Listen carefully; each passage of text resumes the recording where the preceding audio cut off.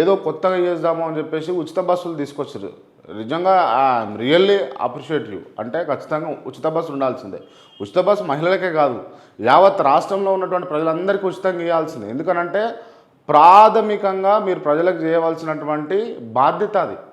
అది మీరు హామీ కాదు, ఇంకా ఇంకా లొటపీస్ ఏం కాదు అది. అంటే దయచేసి ఏమనుకోకండి, అంటే బాధతోటి అంటున్నాయి మాటలు. ఏం కాదు అది. అంటే ప్రజలకు కావాల్సినటువంటి సౌకర్యాలు, ప్రజలకు కావాల్సినటువంటి వ్యవస్థ, ప్రజలకు కావాల్సినటువంటి అవసరాలను ఖచ్చితంగా ఇవ్వాల్సింది రాష్ట్ర ప్రభుత్వాలే. అది వారి బాధ్యత, మీ బాధ్యత అది. రాష్ట్ర ముఖ్యమంత్రి బాధ్యత, మంత్రుల బాధ్యత, గత ముఖ్యమంత్రి అయినా సరే, అప్పుడు ఉన్నటువంటి మంత్రులదైనా సరే, మొత్తం మీద టోటల్గా గవర్నమెంట్ బాధ్యత అనేది ఉంటుంది అన్నట్టు. ప్రజలకు కావాల్సినవి చేయడంలో ఫ్రీ ట్రాన్స్పోర్టేషన్ ఇవ్వాలండి. ఫ్రీ ట్రాన్స్పోర్టేషన్ ఇవ్వాలి. రూపాయిగా ట్రాన్స్పోర్టేషన్ ఉన్నది తెలుసా వేరే రాష్ట్రాలలో. రూపాయి ఇస్తే ట్రాన్స్పోర్ట్ ఏడికైనా పోవచ్చు, ఏడికైనా రావచ్చు.